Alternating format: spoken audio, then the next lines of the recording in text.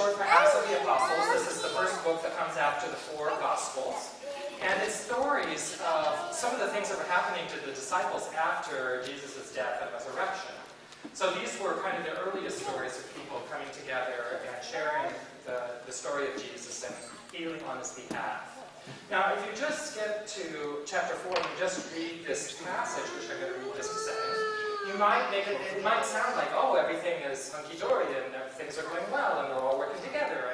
And that may have been true for that community, but it was also true that these folks were running into trouble for what they were doing in the larger culture.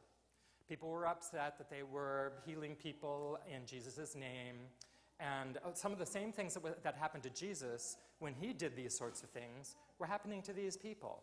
So everything wasn't great with these folks if you read the stories that lead up to it. But this is a particular description of how they were together as a community. This is the version from the Message. The whole congregation of believers was united as one heart, one mind. They didn't even claim ownership of their possessions. No one said, "That's mine, you can't have it." They shared everything. The apostles gave powerful witness to the resurrection of the Master Jesus, and grace was on all of them. And so it turned out that not a person among them was needy. Those who owned fields or houses sold them and brought the price of the sale to the apostles and made an offering of it. The apostles then distributed it according to each person's need. My colleague, Interplay colleague Cynthia Winton-Henry, just recently returned from the World Parliament of Religions, which is this very large gathering of people. This one happened in Salt Lake City. I think there must have been 10,000 people there or something, people from all different faiths and walks of life. And she had gathered a whole group of interplayers from around the country to come and to be together and do some work, do a performance, and just be present. And as it turned out, the way they chose to work together was they chose to stay pretty tightly together as a group. And she said to me after she came back, "I was there as a we. I was there as a we." Which is an interesting thing for Cynthia to say, because if you know her, she has quite, her own powerful personal presence. But it was clear that in this particular situation, that she and the members of the group had decided that they were going to work together as one body. They went to the plenaries together, they played together, they performed together, they showed up in various spots together. They did it as a we. Now, I think we're in a really kind of interesting time about who we is. Because we're moving from a time when the definition of we got to be defined by the people who were in power, by the dominant culture, by the majority. That was who we were. We wrote the history, we told the story, we set the social norms, whoever that was in particular spots in the world. But as we came to learn, when we used that kind of we were leaving a lot of people out, and we were also leaving out a lot of the truth. And so in reaction to that we've had a period of time where people have actually gone quite far to define themselves in terms of their own cultural groups. We've gone through a period of strong cultural identity, of people claiming who they were, especially as it contrasted with the dominant culture, which is completely understandable. That actually, in order to find the we, people had to find that smaller group, had to find the people that they could identify with in order to have the strength to claim their story, in contrast to that defined story that wasn't quite big enough.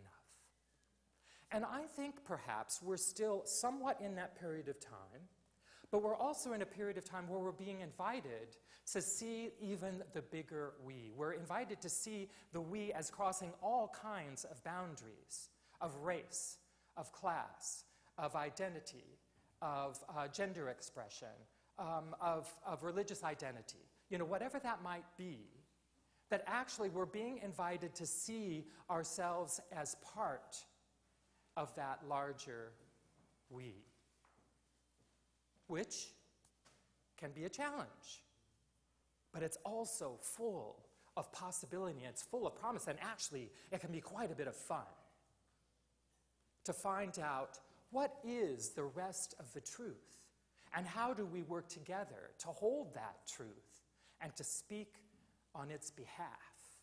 So that when I talk about, like I find myself often saying, you know, we do that thing where, you know, I kind of have my own opinion, then I know that there are a bunch of people kind of around me who I know probably, or I either know or I presume that they share a kind of a similar point of view.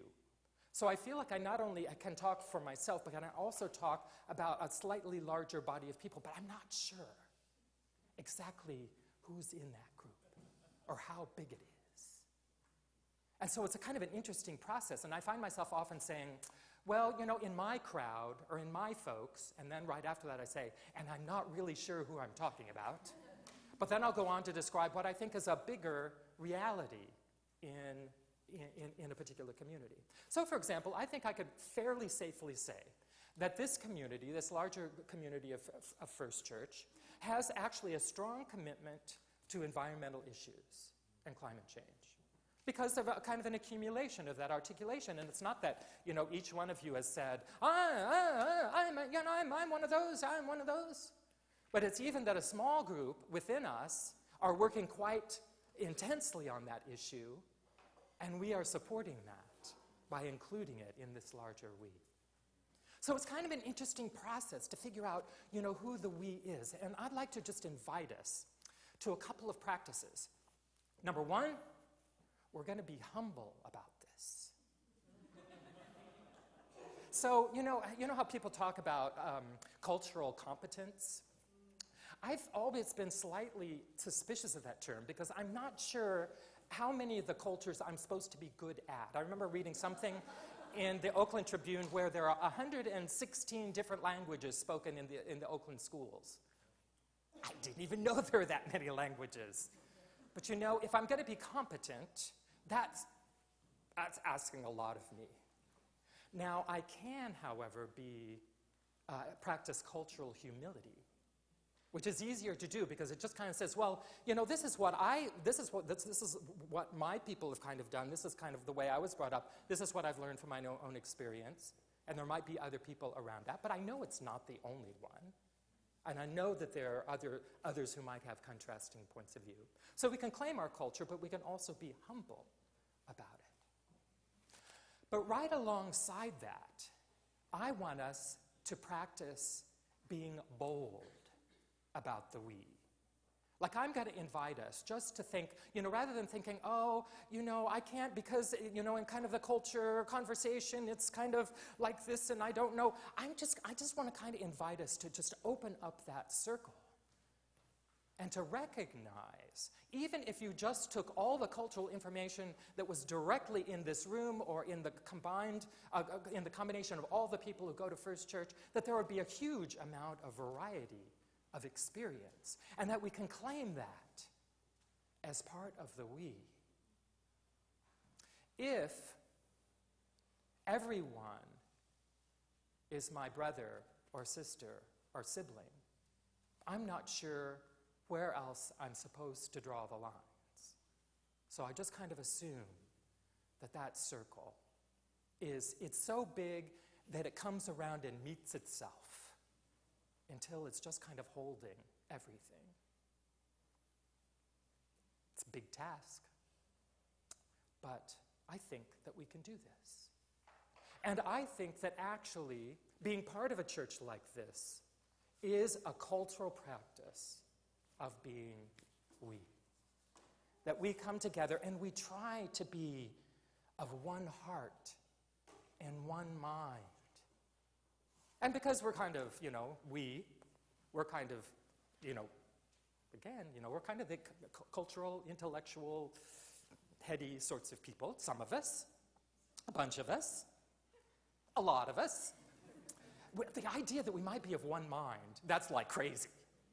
That's like crazy. And that's why we also have to be bold. Because if we're going to imagine that we might be of one mind, we're going to have to expand that.